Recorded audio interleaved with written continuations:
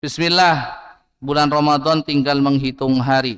Sudah selayaknya kita menyambut dengan berlomba-lomba beramal ibadah. Hingga semangat kita mengajak anak-anak kita untuk mendatangi masjid. Namun dengan adanya anak-anak di dalam masjid terkadang mengganggu kekhusyuan dalam beribadah. Nasihati kami Ustadz, bagaimana kita membawa anak-anak ke masjid hingga tidak mengganggu orang lain, dan sesering apa Rasulullah SAW membawa cucunya ke masjid ketika beribadah. Barakallahu fikum wa fikum barakallahu wa jazakumullah khairan. Bismillah, alhamdulillah, wassalatu wassalamu ala rasulillah wa ala alihi wa ashabihi wa mawallah, la hawla wa la quwata illa billah, wa ba'd. Ikhwatal Islam wa khatifiddin rahimani Allahu wa iyyakum jami'an. Ingat, dunia ini nggak mungkin kosong dari anak-anak, ya kan?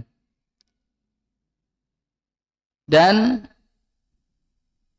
adanya anak-anak dalam kehidupan kita menjadikan kehidupan kita tambah bahagia. Dan ini nikmat anugerah dari Allah Subhanahu wa Ta'ala. Sekaligus anak itu adalah amanah titipan dari Allah Azza wa Jalla yang nanti akan dimintai pertanggungjawab. Oleh sebab itu, kita sebagai orang tua dianjurkan untuk mendidik mereka dengan sebaik-baiknya, sesuai dengan apa yang disyariatkan Allah dan disunahkan Rasulullah Sallallahu Alaihi Wasallam. Salah satunya adalah dengan membiasakan mereka untuk beribadah. Mereka memang belum wajib untuk sholat, belum wajib untuk puasa, dan juga amal-amal ibadah yang lainnya.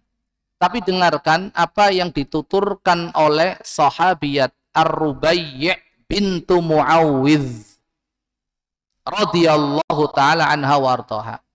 Kaitannya dengan masalah kewajiban puasa Asyura. Karena sebelum turunnya firman Allah Subhanahu wa taala, ya ayyuhalladzina amanu kutiba alaikumus shiyam kama kutiba alal ladzina min qablikum la'allakum tattaqun. Sebagai pertanda syariat puasa Ramadan itu telah diwajibkan, yaitu pada bulan Sya'ban di tahun kedua Hijriyah. Puasa yang diwajibkan untuk kaum muslimin adalah puasa Asyura. Di mana Nabi sallallahu alaihi wasallam di pagi Asyura mengutus salah seorang sahabat untuk keliling kampung memberikan pengumuman. Man asbaha muftiran falyasum baqiyata yaumihi. Wa man asbaha sha'iman falyasum. Barang siapa yang pagi ini sudah kadung makan sarapan, maka hendaknya dia berpuasa di sisa harinya. Tapi barang siapa yang di pagi ini belum makan, maka hendaknya dia berpuasa. Apa kata Rubai' bintu Muawwidh radhiyallahu ta'ala warḍaha? Fakunna nasumuhu wa nusawwimu sibyanana. Kami pun berpuasa di hari itu dan kami melatih anak-anak kami untuk ikut berpuasa. Ini pembiasaan. Termasuk juga membiasakan mereka untuk datang ke masjid. Ada perkataan salah seorang pendahulu kita, ingat, ketika kita sudah tidak lagi mendengarkan celotehan anak-anak di dalam masjid, maka masa depan Islam dipertanyakan. Ini bukan kita maknai secara zahirnya. Artinya ketika masjid sudah kosong daripada anak-anak, kemudian mereka mau di mana? Di rumah. Sementara di bulan Ramadan kita sibuk dengan ibadah salat tarawih dalam durasi waktu yang tidak sebentar.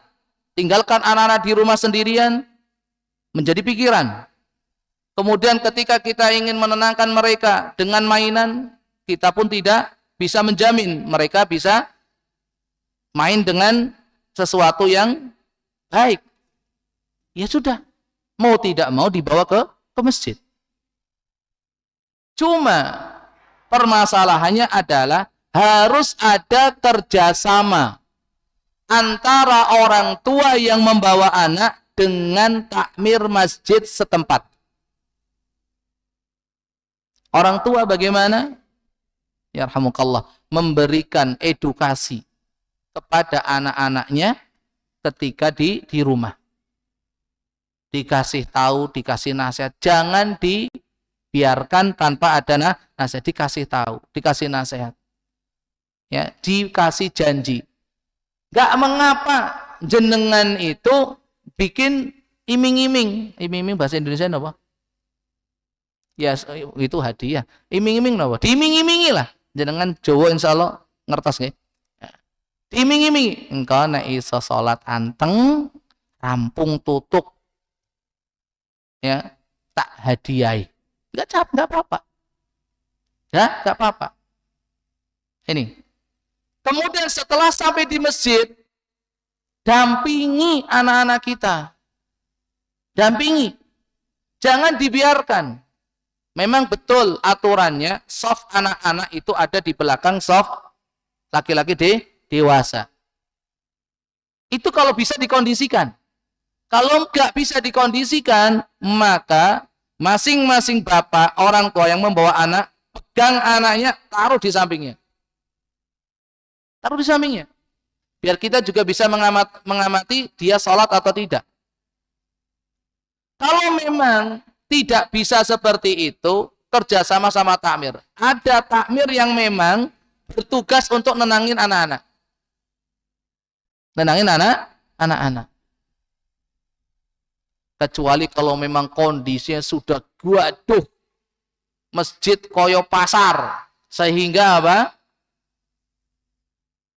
Kekhusyuan di dalam beribadah itu sangat terganggu, maka jangan digebyah-uyah. Jangan gara-gara